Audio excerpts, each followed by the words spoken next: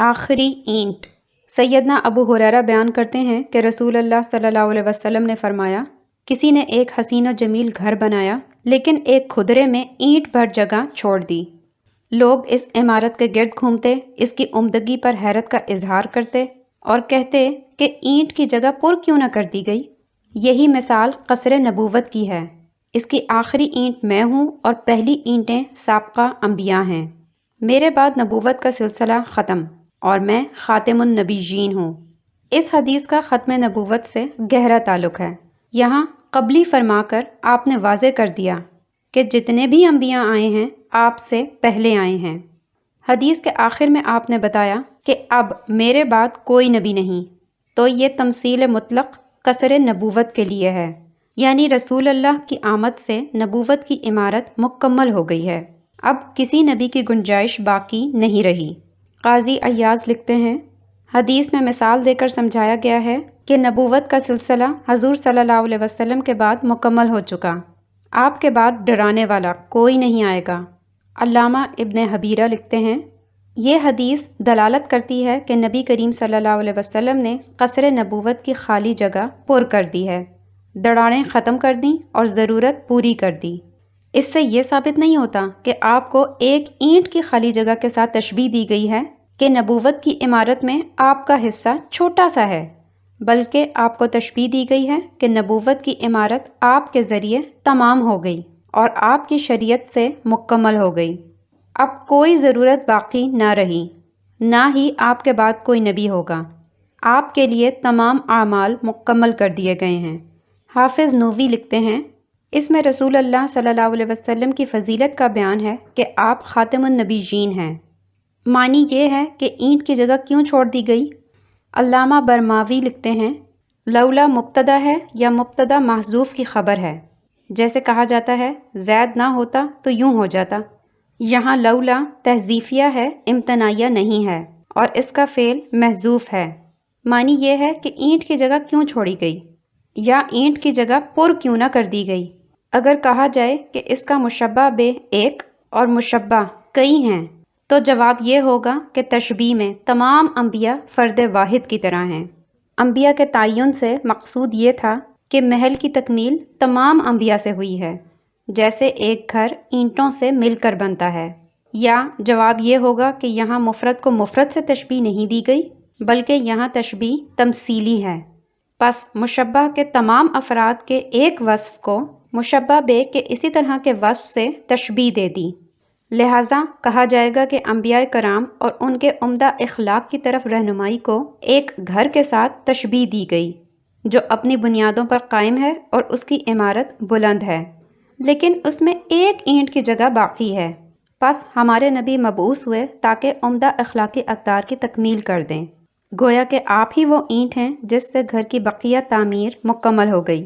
حافظ ابن حجر لکھتے ہیں، حدیث میں سمجھانے کے لیے مثال بیان کی گئی ہے اور نبی کریم صلی اللہ علیہ وسلم کی تمام انبیاء پر فضیلت بیان کی گئی ہے، اور یہ بیان کیا گیا ہے کہ آپ کے بعد اللہ نے انبیاء کا سلسلہ ختم کر دیا ہے اور دین کے احکام اور شرائع مکمل کر دیے ہیں۔ ہر صدی میں مجدد۔ ہر صدی میں ایک مجدد آنے کا مطلب ہے کہ اب نبی کریم صلی اللہ علیہ وسلم کے بعد کوئی نبی نہیں آئے گا، کیونکہ انبیاء والا کام تو ایک مجدد کرے گا، پھر نبی کی کیا ضرورت؟ سیدنا ابو ہریرہ بیان کرتے ہیں کہ رسول اللہ نے فرمایا، اللہ تعالیٰ اس امت میں ہر 100 سال کے بعد ایک مجدد دین ضرور بھیجے گا۔ مہر نبوت۔ مہر نبوت ختم نبوت پر دلیل ہے، ملاحظہ ہو۔ سیدنا صاحب بن یزید بیان کرتے ہیں، میں نے نبی کریم صلی اللہ علیہ وسلم کے کندھوں کے درمیان مہر نبوت دیکھی، وہ کبوتر کے انڈے کی طرح تھی۔ حافظ ابن کثیر لکھتے ہیں، ابن وہیہ اور ان سے پہلے دیگر علماء نے بہت پیاری بات کہی ہے۔ وہ کہتے ہیں کہ نبی کریم صلی اللہ علیہ وسلم کے کندھوں کے درمیان مہر نبوت اس بات کی طرف اشارہ ہے کہ رسول اللہ صلی اللہ علیہ وسلم کے بعد کوئی نبی نہیں آئے گا۔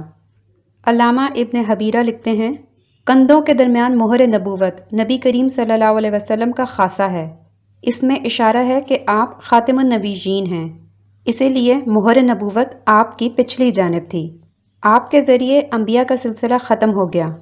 لہٰذا آپ کے بعد کوئی نبی باقی نہیں رہا۔ عقیدہ ختم نبوت پر وارد اعتراضات کا جائزہ۔ ہر مسلمان کا ختم نبوت پر ایمان ہے۔ جو ختم نبوت پر یقین نہیں رکھتا وہ مسلمان نہیں ہے۔ یہ عقیدہ نصوص صریحہ اور اجماع امت سے تواتر کے ساتھ ثابت ہے۔ اس میں ذرہ بھر بھی شک کی گنجائش نہیں ہے، مگر اس عقیدے پر سوال اٹھائے جاتے ہیں۔ اس لیے مناسب جانا گیا کہ اعتراضات ذکر کر کے ان کا علمی جائزہ پیش کر دیا جائے، تاکہ مسلمان شکوک و شبہات سے نکل کر ختم نبوت کی حیات آفریں چھاؤں میں جئیں۔ سیدنا عمر بن خطاب کا نبی ہونا۔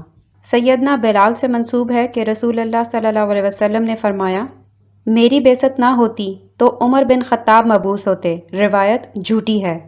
زکریا بن یحییٰ الوقار ابو یحییٰ مصری کہتے ہیں سخت مجروح ہے۔ امام ابن عدی فرماتے ہیں احادیث وضع کرتا تھا۔ امام دارقطنی فرماتے ہیں متروک منکر الحدیث ہے۔ امام ابن عدی فرماتے ہیں میں نے مصر کے شیوخ کو دیکھا، وہ اس کی عبادت، ریاضت اور فضل کی تعریف کرتے تھے۔ اس نے بہت سی احادیث بیان کی ہیں، بعض سچی ہیں، بعض موضوع ہیں، جن میں سے کچھ کا تذکرہ میں نے کیا ہے اور کچھ کا نہیں کیا۔ یہ احادیث گھڑنے کا الزام وقار نامی راوی پر رکھا جاتا ہے۔ یہ ثقہ راویوں سے موضوع روایات بیان کرتا تھا۔ صالحین فضائل اعمال میں موضوع اور باطل روایات بیان کرنے میں مشہور ہیں۔ ان کی ایک جماعت پر وضع حدیث کا الزام لگا ہے۔ امام ابن حبان فرماتے ہیں غلطی کھاتا ہے اور ثقات کی مخالفت کرتا ہے۔ حافظ ذہبی فرماتے ہیں حدیث میں قوی نہیں ہے، اسے ابن یونس نے ضعیف قرار دیا ہے، نیز کذاب کہا ہے۔ ابو بکر بن عبداللہ بن ابی مریم غسانی جمہور محدثین کے نزدیک ضعیف ہے۔ حافظ ابن حجر نے ضعیف کہا ہے۔ حافظ ذہبی لکھتے ہیں سیدنا بلال سے منسوب یہ سند غیر محفوظ ہے۔ یہ روایت سیدنا عقبہ بن عامر اور سیدنا بلال نے بھی نبی کریم صلی اللہ علیہ وسلم سے بیان کی ہے، جس کا متن محفوظ ہے۔ حافظ ابن جوزی فرماتے ہیں نبی کریم صلی اللہ علیہ وسلم سے یہ روایت ثابت نہیں۔ سیدنا عقبہ بن عامر سے منسوب ہے کہ نبی کریم صلی اللہ علیہ وسلم نے فرمایا اگر میں آپ میں مبعوث نہ ہوتا تو عمر بن خطاب مبعوث ہوتے۔ روایت جھوٹی ہے۔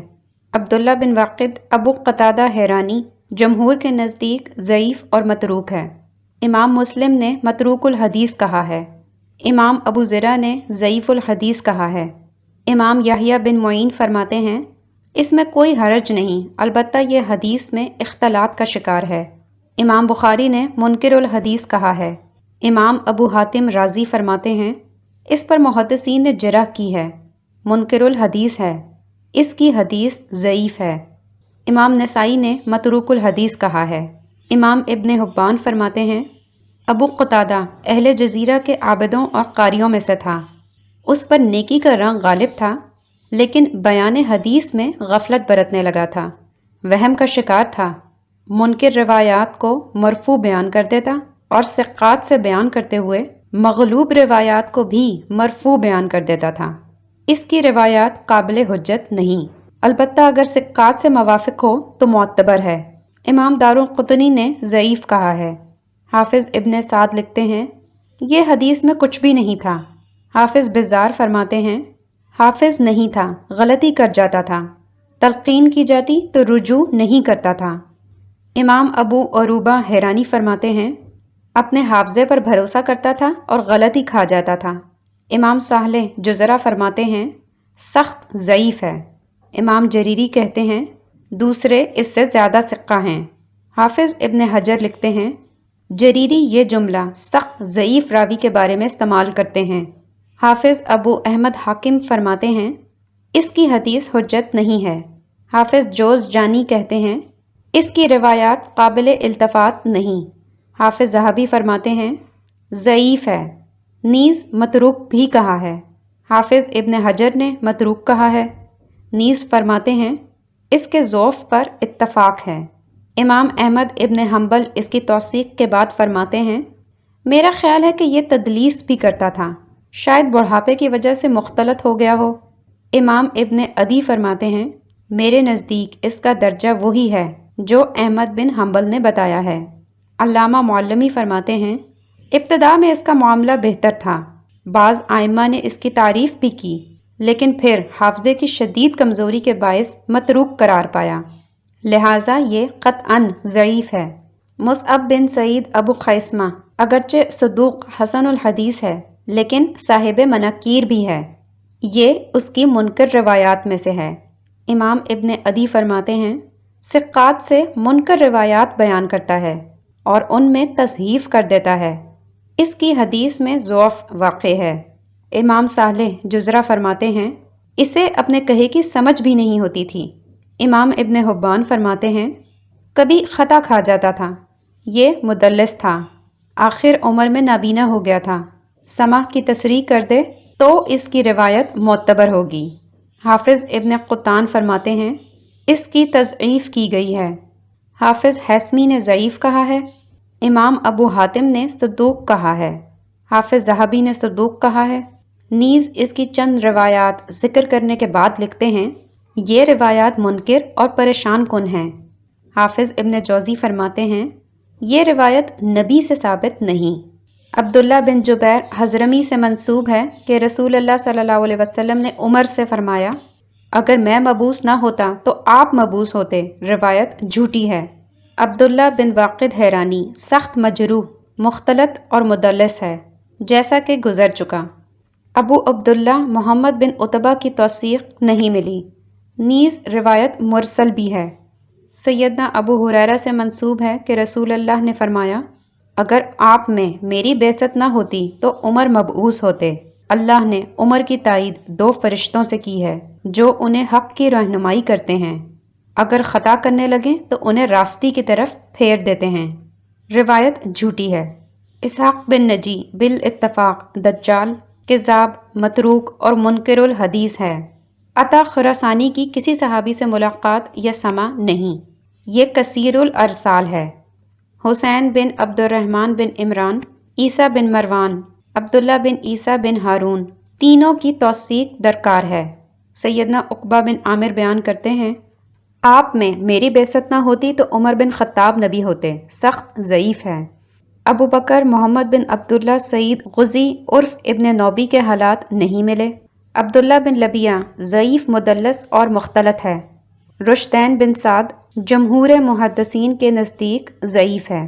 حافظ ذہبی لکھتے ہیں رشدین بن سعد نے اس کے متن کو بدل دیا ہے، اس کا اصل متن یوں ہے اگر میرے بعد کوئی نبی ہوتا تو عمر بن خطاب ہوتا۔ سیدنا عقبہ بن عامر سے منسوب ہے کہ نبی کریم صلی اللہ علیہ وسلم نے فرمایا میں اگر آپ میں مبعوث نہ ہوتا تو عمر بن خطاب مبعوث ہوتے۔ اس کی سند میں ایک مبہم راوی ہے جس کی وجہ سے ضعیف ہے۔ حافظ ابن عدی نے اسے مقلوب کہا ہے، حافظ عراقی نے اسے منکر کہا ہے اور حدیث کو معروف کہا ہے۔ علامہ سیغانی نے موضوع یعنی من گھڑت کہا ہے۔ علامہ ابن بدال لکھتے ہیں عرب لفظ لو کے بارے میں کہتے ہیں کہ یہ ظاہر کرتا ہے کہ 2 چیزیں ایک دوسرے کا لازمہ ہیں، یعنی اگر ایک چیز نہ ہوگی تو دوسری چیز بھی نہ ہوگی، جیسا کہ نبی کریم صلی اللہ علیہ وسلم کا فرمان ہے میرے بعد کوئی نبی ہوتا تو عمر بن خطاب ہوتے۔ جب سیدنا عمر ہی نبی نہیں تو پھر کوئی دوسرا بھی نبی نہیں ہو سکتا۔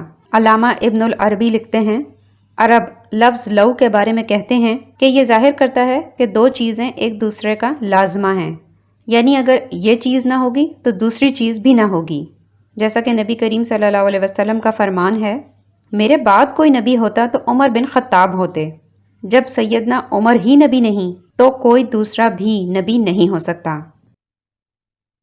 سیدہ عائشہ رضی اللہ تعالی عنہا کا بیان۔ سیدہ عائشہ فرماتی ہیں خاتم النبیین کہو، یہ نہ کہو کہ نبی کریم صلی اللہ علیہ وسلم کے بعد کوئی نبی نہیں، قول منقطع ضعیف ہے۔ جریر بن حازم کا سیدہ عائشہ سے سماع اور لقاء نہیں ہے۔ علماء نے اس کا یہ معنی بیان کیا ہے کہ کوئی نبی شریعت محمدیہ کو منسوخ کرنے والا نہیں آئے گا، بلکہ آپ سے پہلے والے نبی سیدنا عیسیٰ علیہ السلام تشریف لائیں گے اور شریعت محمدیہ پر ہی عمل کریں گے، کوئی نئی شریعت نہیں لائیں گے، کیونکہ نبی کریم صلی اللہ علیہ وسلم کے بعد کسی نئے نبی کی بعثت کا مطلب ہی یہ ہے کہ اس نے آپ کی نبوت کو منسوخ کر دیا۔ جس طرح یہ عقیدہ رکھنا ہی کفر ہے کہ آپ صلی اللہ علیہ وسلم کے بعد آپ کی شریعت کو منسوخ کرنے والا کوئی نبی آ سکتا ہے، اسی طرح یہ عقیدہ رکھنا بھی کفر ہے کہ آپ صلی اللہ علیہ وسلم کے بعد کوئی نبی بھی ایسا پیدا ہو سکتا ہے جو آپ کی شریعت کو منسوخ نہ کرے بلکہ شریعت محمدیہ کا ہی پیرو ہو۔ کیا ابراہیم کو نبوت ملنا ممکن تھا؟ امکان نبوت کی بحث میں ابراہیم بن محمد رسول اللہ صلی اللہ علیہ وسلم کے متعلق اس حدیث کو لایا جاتا ہے کہ ابراہیم اگر زندہ ہوتے تو نبی ہوتے۔ اس کا معنی اور مفہوم کیا ہے؟ غور کیجئے۔ سیدنا انس بن مالک فرماتے ہیں، ابراہیم اگر زندہ ہوتے تو نبی ہوتے، لیکن انہیں زندہ رہنا ہی نہیں تھا کیونکہ آپ کا نبی آخری نبی ہے۔ علامہ سندھی حنفی لکھتے ہیں، حدیث کا معنی یہ ہے کہ اگر رسول اللہ صلی اللہ علیہ وسلم کے بعد کسی کے لیے نبوت کا فیصلہ ہوتا تو ابراہیم کا زندہ رہنا ممکن ہوتا، لیکن نبوت کسی کو نہیں ملنی۔ ابراہیم کے زندہ رہنے کو ان کی نبوت سے مشروط کرنے کا مطلب ہے کہ انہیں زندہ رہنا ہی نہیں تھا۔ اس سے مراد ابراہیم کی فضیلت کا بیان بھی ہو سکتا ہے، مطلب یہ کہ اگر رسول اللہ صلی اللہ علیہ وسلم کے بعد کسی کو نبی ہونا ہوتا تو ابراہیم علیہ السلام اس کے زیادہ حقدار تھے، لیکن نبی کریم صلی اللہ علیہ وسلم کے بعد کسی کو نبوت ملنی ہی نہیں تھی، اس لیے وہ زندہ نہیں رہے۔ اس کا یہ معنی نہیں کہ ہر نبی کے بیٹے کا نبی ہونا لازم ہے، اگر ایسا ہوتا تو ہم سب نبی ہوتے، کیونکہ ہم سیدنا آدم علیہ السلام اور سیدنا نوح علیہ السلام کی اولاد ہیں۔ رسول اللہ صلی اللہ علیہ وسلم اور سیدنا علی کی مثال۔ نبی کریم صلی اللہ علیہ وسلم نے سیدنا علی اور اپنی مثال سیدنا ہارون اور سیدنا موسیٰ سے بیان کی ہے۔ سیدنا سعد بن ابی وقاص بیان کرتے ہیں، غزوہ تبوک کے موقع پر رسول اللہ صلی اللہ علیہ وسلم نے سیدنا علی کو مدینے میں اپنا جانشین مقرر کیا۔ سیدنا علی ابن طالب نے عرض کیا، اللہ کے رسول، کیا آپ مجھے عورتوں اور بچوں میں پیچھے چھوڑ کر جا رہے ہیں؟ فرمایا، کیا آپ اس بات پر راضی نہیں کہ آپ کی میرے ساتھ وہی نسبت ہو جو ہارون کی موسیٰ کے ساتھ تھی؟ البتہ میرے بعد کوئی نبی نہیں ہوگا۔ صحیح مسلم میں یہ الفاظ بھی ہیں، میرے بعد کوئی نبوت نہیں۔ قاری ایاز اس کا معنی بیان کرتے ہیں، رسول اللہ صلی اللہ علیہ وسلم فرماتے ہیں، آپ کی اور میری مثال وہی ہے جو ہارون اور موسیٰ کی ہے۔ اس حدیث سے مقصود سیدنا علی کو پیچھے چھوڑے گئے لوگوں پر فضیلت دینا تھی۔ پھر آپ صلی اللہ علیہ وسلم نے اس تشبیہ سے ہارون علیہ السلام کی صفت نبوت سے مستثنیٰ کر دیا، کیونکہ ہارون علیہ السلام تو نبی تھے، اور رسول اللہ صلی اللہ علیہ وسلم نے بتایا ہے کہ میرے بعد کوئی نبی نہیں۔ میرے بعد کوئی نبی نہیں کا معنی یہ ہے کہ آپ صلی اللہ علیہ وسلم کی بعثت کے بعد نبوت کا سلسلہ منقطع ہو گیا ہے، اب قیامت تک کوئی نبی نہیں آئے گا۔ حافظ ابن جوزی لکھتے ہیں، رسول اللہ صلی اللہ علیہ وسلم نے جب سیدنا علی کو اپنا قائم مقام بنانے کی تشبیہ سیدنا موسیٰ کے سیدنا ہارون کو قائم مقام بنانے سے دی تو یہ شبہ پیدا ہوا کہ کوئی اس فرمان سے دلیل لے کر نبوت کا دعویٰ ہی نہ کر دے، تو فرمایا کہ ہاں، میرے بعد کوئی نبی نہیں ہے۔ ہارون علیہ السلام کی خلافت موسیٰ علیہ السلام کی زندگی کے ایک خاص حصے میں تھی۔ ایک شبہ اور اس کا ازالہ۔ اس حدیث کے معنی میں ایک شبہ وارد کیا گیا ہے، ملاحظہ ہو۔ رسول اللہ نے سیدنا علی سے فرمایا، علی، کیا آپ اس بات پر راضی نہیں ہیں کہ آپ کی اور میری مثال موسیٰ اور ہارون والی ہو؟ البتہ آپ نبی نہیں ہیں۔ سیدنا علی نے کہا، اللہ کے رسول، آپ نے سچ فرمایا۔ تو نبی کریم صلی اللہ علیہ وسلم نے فرمایا، بات ہی یہ ہے۔ یہاں شبہ اٹھایا جاتا ہے کہ اس روایت نے حدیث لا نبی بعدی کا مطلب واضح کر دیا ہے کہ نبی کریم صلی اللہ علیہ وسلم کے بعد نبوت کی نفی سیدنا علی رضی اللہ تعالیٰ عنہ کے ساتھ خاص ہے۔ آپ صلی اللہ علیہ وسلم کے بعد سیدنا علی نبی نہیں بن سکتے، یہ مراد نہیں کہ کوئی اور بھی نبی نہیں بن سکتا۔ یہ استدلال اور شبہ منطقی، عقلی اور اصولی دلائل کے اعتبار سے بالکل بے جان ہے۔ اس سے کسی طور بھی یہ ثابت نہیں ہوتا کہ یہ روایت سیدنا علی رضی اللہ تعالیٰ عنہ کے ساتھ خاص ہے، بلکہ یہ عمومی قاعدہ ہے کہ رسول اللہ صلی اللہ علیہ وسلم کے بعد کسی نبی نے نہیں آنا، اور اس عموم میں سیدنا علی رضی اللہ تعالیٰ عنہ بھی شامل ہیں۔ اس میں ان کی کوئی خصوصیت نہیں۔ مثلاً میں کسی سے کہتا ہوں کہ آپ اللہ کے شریک نہیں ہیں، تو اس کا یہ مطلب نہیں ہوگا کہ دوسرے لوگ اللہ کے شریک ہیں، بلکہ عمومی قاعدہ ہے کہ اللہ کا کوئی شریک نہیں۔ اب جس سے بھی کہا جائے گا کہ آپ اللہ کے شریک نہیں ہیں تو عموم کا فرد ہونے کے ناطے کہا جائے گا، اس سے بھی یہی مراد ہے۔ دوسرا یہ کہ روایت ضعیف ہے کیونکہ میمون عبداللہ کندی ضعیف ہے۔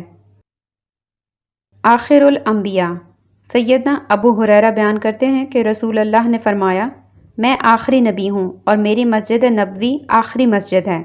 اس حدیث میں بیان ہوا ہے کہ رسول اللہ کی مسجد آخری مسجد ہے۔ اعتراض ہے کہ مساجد تو اس کے بعد بھی بنائی گئی ہیں، یہ آخری کیسے ہوئی؟ امام ابن حبان لکھتے ہیں، آخری مسجد سے مراد انبیاء کی آخری مسجد ہے، نہ کہ دنیا میں بنائی جانے والی آخری مسجد ہے۔ علامہ سندھی حنفی لکھتے ہیں، آخری مسجد سے مراد فضیلت والی 3 مساجد میں سے آخری مسجد ہے، یا اس سے مراد انبیاء کی آخری مسجد ہے، یا پھر مراد یہ ہے کہ یہ مسجد تب تک ختم نہیں ہوگی جب تک کہ باقی تمام مساجد ختم نہ ہو جائیں۔ یعنی جس طرح اللہ نے آخری نبی کو شرف بخشا ہے، اسی طرح آپ صلی اللہ علیہ وسلم کی مسجد کو بھی شرف بخشا ہے جو کہ آخری مسجد ہے۔ اس میں ایک نماز کا ثواب دوسری مساجد میں 1000 نماز کے برابر رکھا ہے سوائے مسجد حرام کے۔ علامہ زمخشری لکھتے ہیں، نبی کریم صلی اللہ علیہ وسلم کے آخری نبی ہونے کا مطلب یہ ہے کہ آپ کے بعد کسی کو نبوت نہیں ملے گی، جبکہ سیدنا عیسیٰ علیہ السلام کو نبوت آپ سے پہلے ہی مل چکی ہے۔ جب عیسیٰ علیہ السلام نزول فرمائیں گے تو شریعت محمدیہ کے پیرو بن کر نازل ہوں گے۔ آپ صلی اللہ علیہ وسلم کے قبلے کی طرف منہ کر کے نماز ادا کریں گے، گویا کہ آپ صلی اللہ علیہ وسلم کے امتی ہوں۔ لا ہجرت بعد فتح فرمان نبوی ہے، فتح مکہ کے بعد کوئی ہجرت نہیں۔ سیدہ عائشہ بیان کرتی ہیں، رسول اللہ صلی اللہ علیہ وسلم کے ہاتھوں مکہ فتح ہوا تو ہجرت کا سلسلہ ختم ہو گیا۔ یہاں ہجرت سے مراد مکہ سے مدینہ کی طرف ہجرت ہے، کیونکہ فتح مکہ کے بعد مکہ سے کہیں بھی ہجرت نہیں ہے، کیونکہ مکہ دارالاسلام ہے۔ دارالحرب سے دارالاسلام کی طرف ہجرت تا قیامت باقی ہے۔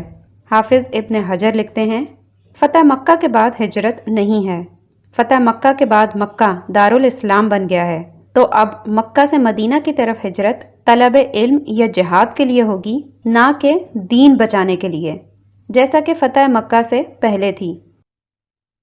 سیدنا عباس رضی اللہ تعالیٰ عنہ کی ہجرت کے ساتھ ختم نبوت کا موازنہ۔ سیدنا سہل بن سعد بیان کرتے ہیں، سیدنا عباس بن عبد المطلب نے رسول اللہ صلی اللہ علیہ وسلم نے ہجرت کی اجازت چاہی تو آپ صلی اللہ علیہ وسلم نے فرمایا، چچا جہاں آپ ہیں وہیں رہیے، اللہ نے آپ کے بعد ہجرت ختم کر دی ہے جیسا کہ میرے بعد نبوت ختم کر دی ہے۔ روایت جھوٹی ہے۔ اسماعیل بن قیس ابو مسلم مدنی منکر الحدیث ہے، اسے امام مسلم اور امام بخاری نے منکر الحدیث کہا ہے۔ امام ابو حاتم رازی فرماتے ہیں، ضعیف اور منکر الحدیث ہے، منکر حدیثیں بیان کرتا ہے، مجھے اس کی بیان کرتا کوئی صحیح حدیث نہیں ملی۔ امام ابن عدی فرماتے ہیں، اس کی بیان کردہ اکثر روایات منکر ہیں۔ امام نسائی نے ضعیف کہا ہے۔ امام ابن حبان فرماتے ہیں، اس کی احادیث میں ایسی منکر اور مقلوب روایات ہیں جنہیں وہ بھی پہچان سکتا ہے جس کا فن حدیث سے کوئی تعلق ہی نہ ہو۔ تنبیہ، امام حاکم نے اس کی ایک روایت کی سند کو صحیح کہا تو حافظ ذہبی نے تعقب کرتے ہوئے لکھا، اسماعیل بن قیس کو محدثین نے ضعیف کہا ہے، امام بزار نے صالح الحدیث کہا ہے۔ یہ امام صاحب کا تساہل ہے، راجح بات جمہور ائمہ حدیث کی ہے۔ امام ابو حاتم رازی فرماتے ہیں، یہ حدیث موضوع ہے اور اسماعیل منکر الحدیث ہے۔ حافظ ذہبی لکھتے ہیں، اس کی سند سخت ضعیف ہے۔ اسی طرح زہری سے مرسل روایت بھی مروی ہے۔ حافظ حیثمی فرماتے ہیں، یہ روایت امام ابو یعلی اور امام طبرانی نے بیان کی ہے۔ اس کا راوی ابو مصعب اسماعیل بن قیس متروک ہے۔ یہ روایت تاریخ ابن عساکر میں مرسل بھی آتی ہے۔ یہ سند بھی جھوٹی ہے۔ عثمان بن ابی عثمان عثمانی ضعیف ہے۔ امام بن محمد لیثی کون ہے معلوم نہیں۔ سیدنا مسلمہ بن عقو بیان کرتے ہیں کہ رسول اللہ صلی اللہ علیہ وسلم نے فرمایا، سیدنا ابو بکر انبیاء کے علاوہ تمام لوگوں سے بہتر ہیں۔ سند سخت ضعیف ہے۔ اسماعیل بن زیاد متروک اور کذاب ہے۔ حافظ ابن حجر لکھتے ہیں، متروک ہے، محدثین نے اسے کذاب قرار دیا ہے۔ یہ روایت مسند عبد بن حمید اور فضائل صحابہ احمد بن حنبل میں بھی آتی ہے۔ اس کی سند بھی ضعیف ہے۔ ابو سعید بکری کے حالات زندگی نہیں ملے۔ نیز عطا بن ابی رباح کا سیدنا ابو درداء سے سماع نہیں ہے۔ اسی طرح یہ روایت من حدیث حیثمہ بن سلیمان اور تاریخ ابن عساکر میں آتی ہے۔ اس کی سند بھی ضعیف ہے۔ صدقہ کرشی ابو محمد کی امام ابن حبان کے علاوہ کسی نے توثیق نہیں کی، لہٰذا یہ مجہول الحال ہے۔ نیز سلیمان بن یسار تابعی براہ راست نبی کریم صلی اللہ علیہ وسلم سے بیان کر رہے ہیں، لہٰذا روایت مرسل ہے۔ امام ابو راضی نے اسے من گھڑت قرار دیا ہے۔ حافظ ذہبی اسے موضوع یعنی من گھڑت قرار دیتے ہوئے لکھتے ہیں، حدیث کا معنی بہرحال درست ہے۔ سیدنا عیسیٰ اور نبی کریم صلی اللہ علیہ وسلم کے درمیان کوئی نبی نہیں ہے۔ سیدنا ابو ہریرہ بیان کرتے ہیں کہ رسول اللہ صلی اللہ علیہ وسلم نے فرمایا، میرا تعلق ابن مریم کے ساتھ سب سے زیادہ ہے، انبیاء الاتی بھائی ہیں۔ صحیح مسلم کے الفاظ ہیں، میرے اور عیسیٰ کے درمیان کوئی نبی نہیں۔ فائدہ درمیانی وقفے سے مراد اس حدیث کا تعلق سیدنا عیسیٰ کی بعثت سے لے کر نبی کریم صلی اللہ علیہ وسلم کی بعثت کے درمیانی وقفے سے ہے۔ اس دوران کوئی نبی نہیں آیا۔ جس روایت میں سیدنا عیسیٰ علیہ السلام اور آپ صلی اللہ علیہ وسلم کے درمیان نبی کا ذکر ہے وہ ضعیف ہے۔ بعض لوگوں نے اس حدیث سے یہ استدلال کیا ہے کہ سیدنا رسول اللہ کی بعثت اور نزول مسیح کے درمیان کوئی نبی نہیں، لیکن یہ بات درست نہیں۔ کوئی دلیل اس پر دلالت نہیں کرتی۔ امت کا اجماع اس مفہوم کے مخالف ہے۔ بالفرض ہم یہ مان لیں کہ اس حدیث کا تعلق نبی کریم صلی اللہ علیہ وسلم کی بعثت اور مسیح موعود علیہ السلام کے نزول تک ہے، تب بھی اس سے مسئلہ ختم نبوت پر کوئی حرف نہیں آتا، کیونکہ نمبر 1 حدیث میں وضاحت موجود ہے کہ مسیح موعود سیدنا عیسیٰ ابن مریم ہیں، لہٰذا ان سے پہلے کسی کا دعوی نبوت جھوٹ پر مبنی ہوگا۔ نمبر 2 سیدنا عیسیٰ ابن مریم کا قرب قیامت آسمان سے نزول حق ہے۔ یہی بات قرآن، متواتر احادیث اور اجماع امت سے ثابت ہے۔ نمبر 3 سیدنا انس بن مالک بیان کرتے ہیں کہ لوگ روز قیامت شفاعت کبریٰ کے لیے جہاں دیگر انبیاء کے پاس جائیں گے، سیدنا عیسیٰ کے پاس بھی جائیں گے اور کہیں گے، عیسیٰ اپنے رب کے ہاں ہمارے فیصلے کی سفارش کیجیے۔ وہ فرمائیں گے کہ میں اس وقت آپ کے کام نہیں آ سکتا۔ ایسا کریں کہ محمد صلی اللہ علیہ وسلم کے پاس جائیں، وہ آخری نبی ہیں، وہ آج موجود ہیں، ان کے پہلے اور بعد کے گناہ معاف کر دیے گئے ہیں۔ عیسیٰ علیہ السلام فرمائیں گے، بھلا آپ مجھے یہ بتائیں کہ اگر کسی برتن میں سامان رکھ کر مہر لگا دی گئی ہو تو کیا مہر توڑے بغیر اس سامان تک رسائی ممکن ہے؟ لوگ کہیں گے نہیں، تو عیسیٰ فرمائیں گے، یقیناً محمد آخری نبی ہیں۔ سیدنا عیسیٰ علیہ السلام نے بڑی پیاری مثال دے کر بات سمجھائی ہے کہ جس طرح مہر توڑے بغیر سامان کا حصول ناممکن ہے، اس طرح اس کام کے لیے مہر والی ہستی کے پاس جانا ہوگا جو کہ آخری نبی ہیں۔ بعض صوفیہ اور فلاسفہ کا مذہب۔ ابن عربی نے لکھا ہے، اس باب میں ایسے مسائل ہیں جن کا علم سوائے اللہ والوں کے کسی کو نہیں ہے۔ اللہ والے ہمارے زمانے میں انبیاء کی طرح ہیں اور ان کی نبوت عامہ ہے۔ جو نبوت رسول اللہ صلی اللہ علیہ وسلم کے بعد منقطع ہوئی ہے وہ تشریعی نبوت ہے۔ آپ کی شریعت کو منسوخ کرنے والی کوئی نبوت نہیں آئے گی اور آپ کی شریعت کے کسی حکم میں اضافہ نہیں کرے گی۔ رسول اللہ صلی اللہ علیہ وسلم نے فرمایا، میں آخری نبی ہوں، میرے بعد کوئی نبی نہیں۔ اس کا معنی یہ ہے کہ میرے بعد کوئی ایسا نبی نہیں آئے گا جو میری شریعت کے خلاف کوئی شریعت لائے، بلکہ جب کوئی نبی آئے گا میری شریعت کا تابع ہو کر آئے گا۔ یہ نبوت منقطع ہوئی ہے، مطلقاً مقام نبوت کا انقطاع نہیں ہوا۔ ابن عربی ایک ملحد اور بے دین صوفی ہے۔ قرآن کریم نصوص سنت اور اجماع امت محمدیہ کا مخالف ہے۔ قرآن کریم میں سیدنا موسیٰ علیہ السلام کا قول نقل ہوا ہے، اللہ نے مجھے علم نبوت عطا کیا۔ اس آیت میں واضح کر دیا گیا ہے کہ نبوت اور علم نبوت وہبی ہوتا ہے، کسبی نہیں ہوتا۔ کسبی نبوت کا اسلام میں وجود تو کجا تصور تک نہیں ہے، بلکہ پہلی شریعتوں میں بھی اس کا وجود نہیں ہے۔ علامہ زرکشی لکھتے ہیں، فرمان باری تعالیٰ و خاتم النبیین اور بخاری اور مسلم کی حدیث میرے بعد کوئی نبی نہیں اور اجماع امت اسی پر دلالت گناہ ہے، اس پر کوئی دوسری رائے نہیں۔ فلاسفہ کا ایک گروہ کہتا ہے کہ نبوت کسبی ہوتی ہے۔ ان کی یہ بات بدبختی اور ملت اسلامیہ سے خروج یعنی کفر پر جا ٹھہرتی ہے۔ امام ابن حبان اور عقیدہ ختم نبوت۔ محمد بن صالح حروی کا کہنا ہے، لوگوں نے امام ابن حبان پر زندیقیت کا فتویٰ لگایا تھا اور ان سے بائیکاٹ کر دیا تھا۔ ان کے بقول ابن حبان کہتے تھے کہ نبوت علم اور عمل کا نام ہے۔ خلیفہ کو ان کا یہ فتویٰ بتایا گیا تو اس نے ابن حبان کو قتل کرنے کا فیصلہ کیا۔ بعض لوگ کہتے ہیں کہ اسی فیصلے کی وجہ سے انہیں سمرقند جانا پڑا۔ جھوٹی داستان ہے۔ عبدالصمد بن محمد صالح اور اس کے حالات زندگی نہیں مل سکے۔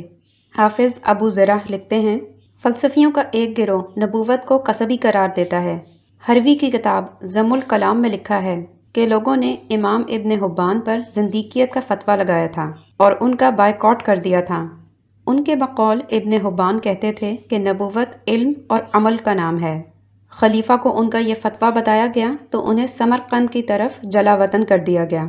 میں نہیں مانتا کہ ابن حبان نے یہ بات کہی ہوگی کہ جس کو علم اور عمل حاصل ہو جائے وہ نبی بن سکتا ہے۔ علم اور عمل تو نبوت کا اعلیٰ ہیں۔ اللہ تعالیٰ کبھی عامل اور عالم کو نبوت عطا کر دیتے ہیں اور کبھی نہیں کرتے۔ اللہ زیادہ بہتر جانتا ہے کہ اس نے کسے رسول بنانا ہے، اور نبوت کا عطا کیا جانا ہمارے نبی سے پہلے کی بات ہے۔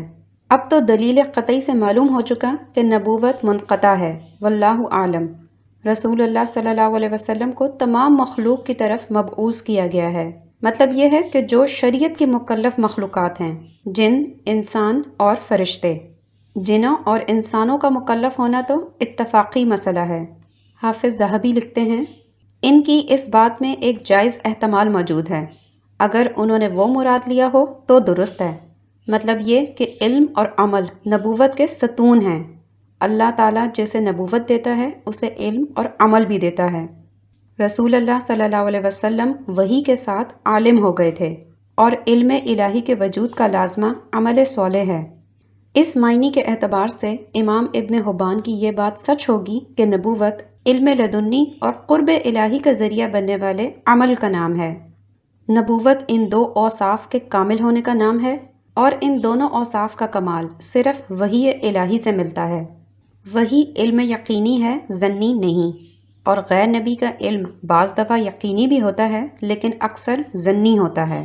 پھر نبوت کو عصمت لازم ہے، غیر نبی معصوم نہیں ہوتا، بھلے وہ بہت سارا علم حاصل کر لے۔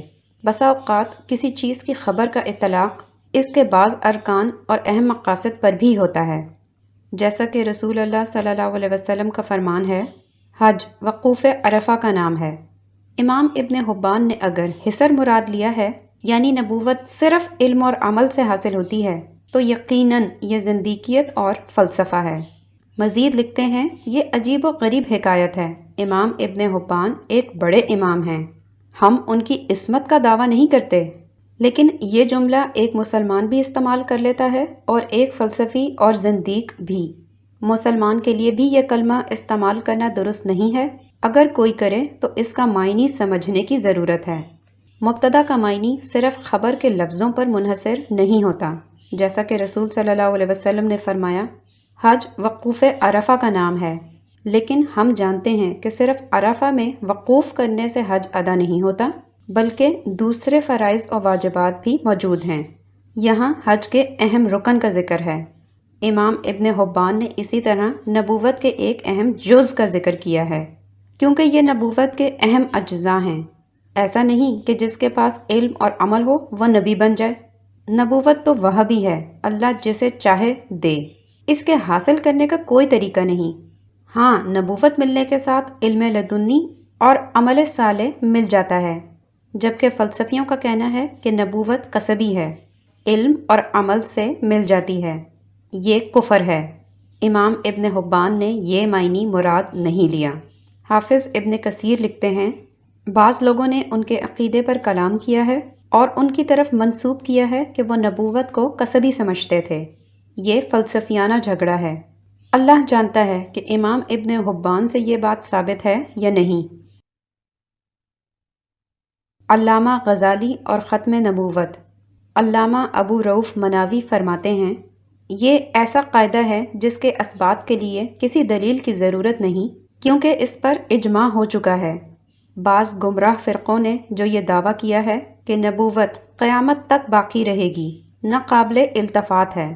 ان کی بنیاد پہلے فلسفیوں کے اس قول پر ہے کہ نبوت کسبی چیز ہے۔ کبار صوفیوں کے ایک گروہ پر اس نظریے کو اپنانے کا الزام لگا تھا۔ امام غزالی بھی انہی میں سے ہیں۔ ان کے حافظوں نے ان پر یہ جھوٹا الزام لگایا تھا، لیکن انہوں نے اس سے برات کا اظہار کر دیا اور اپنی کتابوں میں اس سے بیزاری ظاہر کی۔ رہے عیسیٰ، تو امت کا اس پر اجماع ہے کہ وہ بوقت نزول نبی ہی ہوں گے، لیکن ہمارے نبی کی شریعت کے متبع ہوں گے۔ علامہ قرطبی لکھتے ہیں، علامہ غزالی نے اس آیت کے تحت اپنی اقتصاد نامی کتاب میں جو کہا ہے، میں اسے الحاد سمجھتا ہوں۔ یہ عقیدہ ختم نبوت میں شک کے بیج بونے کی سازش ہے۔ اس سے بچ جائیں، اللہ آپ کو اپنی رحمت میں لپیٹ لے۔ ابو حیان اندلسی لکھتے ہیں، جو یہ کہتے ہیں کہ نبوت کسبی ہے، منقطع نہیں ہوئی، یا سمجھتے ہیں کہ ولی نبی سے افضل ہوتا ہے، وہ زندیق ہیں، انہیں قتل کرنا واجب ہے۔ جب بھی کسی نے نبوت کا دعویٰ کیا، مسلمانوں نے اسے قتل کر دیا۔ ہمارے زمانے میں مالقا نامی شہر کے ایک فقیر نے نبوت کا دعویٰ کیا تو اندلس کے بادشاہ سلطان بن احمر نے اسے غرناطہ میں قتل کروا دیا اور اسے پھانسی دے دی، یہاں تک کہ اس کا گوشت بکھر گیا۔